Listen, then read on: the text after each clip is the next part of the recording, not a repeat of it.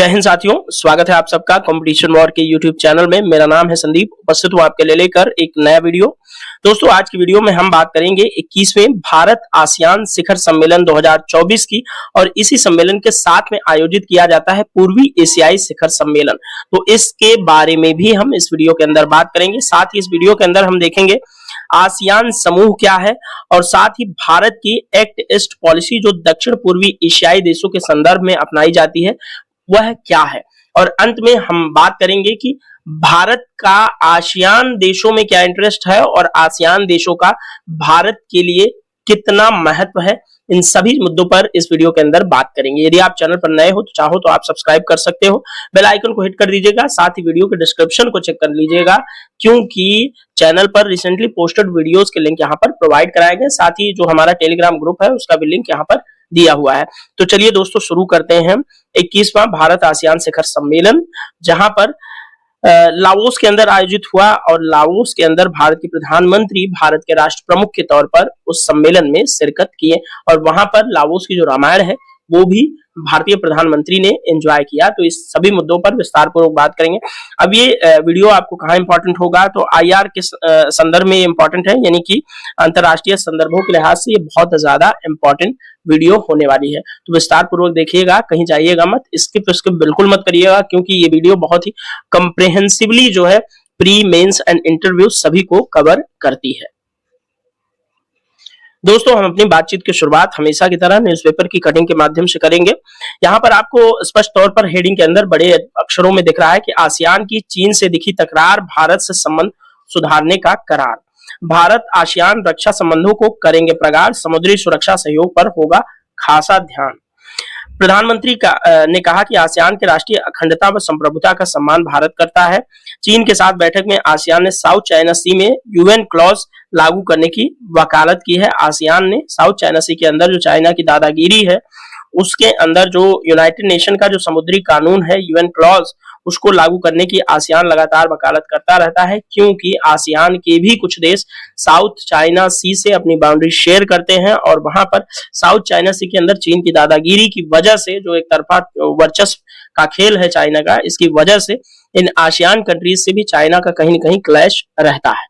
ठीक है, और साथ ही यहाँ पर और कुछ देख लीजिए कि दक्षिण चीन सागर में आचार संहिता पर शीघ्र फैसले का आग्रह किया गया। चीन के प्रधानमंत्री ली शियांग ने क्षेत्रीय मुद्दों में बाहरी ताकतों पर हस्तक्षेप का आरोप लगाया। तो यहाँ पर कुछ दक्षिण चीन सागर के संबंध में न्यूज है, आप चाहें तो आराम से वीडियो को रोक करके पढ़ सकते हैं। आइए अब मुख्य मुद्दे की तरफ बढ़ते हैं और पूरे न्यूज़पेपर की कटिंग को विस्तार पूर्वक समझते हैं। दोस्तों, आसियान क्षेत्र के रिश्ते चीन और भारत के साथ किस तरह से आगे बढ़ रहे हैं, इसकी बांगी लाओस की राजधानी वियनतियाने में गुरुवार को देखने को मिली। दक्षिण पूर्वी एशियाई देशों का संगठन है आसियान, उनके सभी 10 सदस्य हैं। आसियान के याद रखिएगा 10 सदस्य राष्ट्र हैं। उनके प्रमुखों की बैठक चीन के प्रधानमंत्री ली शियांग के साथ हुई, और कुछ घंटे बाद इन नेताओं की मुलाकात भारत के प्रधानमंत्री श्री नरेंद्र मोदी जी के साथ आसियान भारत शिखर बैठक में भी हुई। यानी कि आसियान के जो सभी सदस्य राष्ट्र हैं, पहले चाइना के प्रधानमंत्री से मिले, उसके बाद भारत के प्रधानमंत्री के साथ भी उन्होंने बातचीत की भारत आसियान शिखर सम्मेलन के अंदर। ठीक है, दोनों बैठकों के बाद जारी बयान बताते हैं कि कैसे आसियान देश इस समूचे क्षेत्र में चीन की बढ़ती आक्रामकता से असहज और परेशान है, तो दूसरी तरफ ये देश भारत के साथ कारोबारी, रक्षा व सुरक्षा संबंधों को मजबूत करने को तैयार है। आसियान व भारत ने संयुक्त बयान में बताया कि वे समुद्री सुरक्षा सहयोग को और मजबूत करेंगे, रक्षा व सुरक्षा सहयोग प्रगाढ़ करेंगे और साझा सैन्य अभ्यास भी बढ़ाएंगे। दोस्तों, आसियान और भारत ने पूरे क्षेत्र में शांति, स्थिरता, समुद्री सुरक्षा, नौवहन व उड़ानों की आजादी व समुद्री इलाके के शांतिपूर्ण इस्तेमाल पर बल देते हुए कहा कि किसी भी विवाद का समाधान संयुक्त राष्ट्र के समुद्री कानून समझौते यूएन क्लॉज 1982 के तहत होना चाहिए। संयुक्त बयान में दक्षिण चीन सागर में यूएन क्लॉज की आचार संहिता को लागू करने की वकालत की गई है। प्रधानमंत्री मोदी ने आसियान देशों की बैठक में कहा कि हम पड़ोसी हैं, ग्लोबल साउथ के साथी सदस्य हैं, हम शांतिप्रिय देश हैं, एक दूसरे की राष्ट्रीय अखंडता व संप्रभुता का सम्मान करते हैं। यह भी परोक्ष तौर पर चीन पर निशाना था, क्योंकि चीन यूएन क्लॉज को साउथ चाइना सी के अंदर नहीं मानता, इसलिए यहाँ पर प्रधानमंत्री का चीन पर निशाना जो है देखने को मिला, जो कि दक्षिण चीन सागर में कई आसियान देशों के हिस्सों पर दावा करता है। चीन की बात कर रहे हैं, इसलिए महत्वपूर्ण है कि 2016 में यूएन क्लॉज ने फिलीपींस व चीन के बीच दक्षिण चीन सागर में विवाद का फैसला फिलीपींस के पक्ष में किया था। चीन ने इसे मानने से इनकार कर दिया। साथ भारत ही नहीं बल्कि अमेरिका, पश्चिमी देश, जापान समेत अधिकांश देश यहाँ यूएन क्लॉज की आचार संहिता लागू करने की बात करते हैं। आसियान भारत के संयुक्त बयान के उलट चीन के साथ बैठक में आसियान के कई नेताओं ने दक्षिण चीन सागर से जुड़े विवाद के निपटारे के लिए यूएन क्लॉज लागू करने की वकालत जो है यहाँ पर की है। आपने एक दो टर्म यहाँ पर नोटिस किया होगा। आसियान आप समझ गए होंगे कि दक्षिण पूर्वी एशियाई देश के 10 देशों का ये समूह है। दूसरे यहाँ पे ग्लोबल साउथ की बात यहाँ पर जो है प्रधानमंत्री ने की है, तो ग्लोबल साउथ का सम्मेलन भी अभी हाल ही में भारत ने जो है उसको होस्ट किया, वो आयोजित हुआ और भारत अब लगातार ग्लोबल साउथ के ऊपर बहुत बात करता है। ग्लोबल साउथ दोस्तों दुनिया के दो ध्रुव, जो एक अमेरिका के नेतृत्व में था, दूसरा जो है सोवियत संघ, अब रसिया वर्तमान कह सकते हैं, उसके नेतृत्व में था, तीसरा जो नॉन अलाइंग ग्रुप था उसके अलावे जो ग्लोबल साउथ के देश हैं, यानी ग्लोब के अंदर जो भूमध्य रेखा उसमें जो उसके दक्षिण के भूमध्य रेखा के दक्षिण के देश जो कम विकसित हैं या अविकसित हैं या विकासशील देश हैं, उनका जो है उनको ग्लोबल साउथ के नाम से संबोधित किया जाता है। और भारत इस समय ग्लोबल साउथ पर बहुत ज्यादा बातचीत कर रहा है और ग्लोबल साउथ का नेतृत्व करने के लिए भारत जो है हमेशा हर एक मंच से तैयार रहता है, क्योंकि ग्लोबल साउथ के अंदर भारत ही एक बहुत ही ताकतवर देश है। हालांकि भूमध्य रेखा के दक्षिण में भारत नहीं है, लेकिन हाँ भारत आप 23.5 डिग्री उत्तर यानी कि कर्क रेखा के नीचे के देश आप इसमें यहाँ कंसीडर कर सकते हैं। लेकिन ग्लोबल साउथ का मुख्य रूप से जो टर्म यूज की जाती है वो ऐसे देशों के लिए की जाती है जो डेवलपिंग है या अंडर डेवलप है। ठीक है, ये बात आपको ध्यान रखनी है। भूमध्य रेखा को आप कभी नहीं मान के चलेंगे कि भूमध्य रेखा के उत्तर के देश ग्लोबल नॉर्थ में आते जरूर हैं। एक अगर भौगोलिक रूप से डिवीजन आप देखेंगे तो जरूर ग्लोबल नॉर्थ और ग्लोबल साउथ बटा हुआ है, लेकिन यहाँ पर ये थोड़ा सा जो है भू राजनीति के टर्म में ये टर्म इस्तेमाल की जाती है ग्लोबल साउथ। ठीक है, तो आई होप ग्लोबल साउथ आपके समझ में आया होगा। थोड़ा सा आगे बढ़ेंगे वीडियो के अंदर। दोस्तों यहाँ पर भारत के प्रधानमंत्री जी ने जो है 10 सूत्रीय सुझाव दिया है भारत आसियान के संदर्भ में। ठीक है, यहाँ पर ये मैं चाहूंगा कि आप आराम से थोड़ा सा वीडियो को पॉज कीजिए, अच्छे से पढ़िए, समझ करके आगे बढ़िए। प्रधानमंत्री जी ने यहाँ पर जो है 10 वर्ष पहले एक्ट ईस्ट पॉलिसी यानी कि 2014 के अंदर जो है एक्ट ईस्ट पॉलिसी दक्षिण पूर्वी एशियाई देशों के संदर्भ में अपनाई थी। और इससे पहले जो दक्षिण पूर्वी एशियाई देशों के संबंध में भारत की विदेश नीति की संकल्पना जो निर्धारित करती थी वो थी लुक ईस्ट पॉलिसी। ठीक है, लुक ईस्ट यानी कि पूर्व की ओर देखो की नीति, लेकिन अब पूर्व की ओर करो यानी कि एक्ट ईस्ट पॉलिसी को अपनाया गया है 2014 के बाद से, जब प्रधानमंत्री नरेंद्र मोदी जो है एनडीए की गवर्नमेंट के साथ सत्ता में आए थे। ठीक है, तो यहाँ पर कुछ महत्वपूर्ण चीजें हैं, आप इसको पढ़िएगा जरूर। ठीक है, और इधर इंग्लिश न्यूज़पेपर की कटिंग है, बहुत ज्यादा इंपॉर्टेंट नहीं है, इसलिए जो है मुख्य रूप से यहाँ मैरीटाइम इश्यूज की बात की जा रही है, यानी कि यूएन क्लॉज को साउथ चाइना सी के अंदर जो चाइना नहीं मानता उसको जो है अपनाने की बात की जा रही है कि आज चाइना उसे भी माने और इसके प्रति एक मैंडेट तैयार हो आसियान कंट्रीज के अंदर, चाइना का जो है सामूहिक रूप से विरोध किया जाए। ठीक है दोस्तों, यहाँ पर आप आसियान ग्रुपिंग देखेंगे, आसियान में कौन कौन से देश सदस्य राष्ट्र हैं वो देख लीजिए। लाओस की राजधानी वियंतियाने में जो है सम्मेलन का आयोजन हुआ है, ये वाला भारत आसियान शिखर सम्मेलन और पूर्वी एशियाई शिखर सम्मेलन। ठीक है, अब सदस्य देशों में पहला आप लाओस, दूसरा म्यांमार हो गया, तीसरा थाईलैंड हो गया, चौथा सिंगापुर, पांचवा मलेशिया, छठा कंबोडिया, सातवां वियतनाम, आठवां जो है फिलीपींस, 9वां है ब्रुनई और 10वां है इंडोनेशिया। इंडोनेशिया को आप जितना ब्लू में दिख रहा है वो सब इंडोनेशिया है।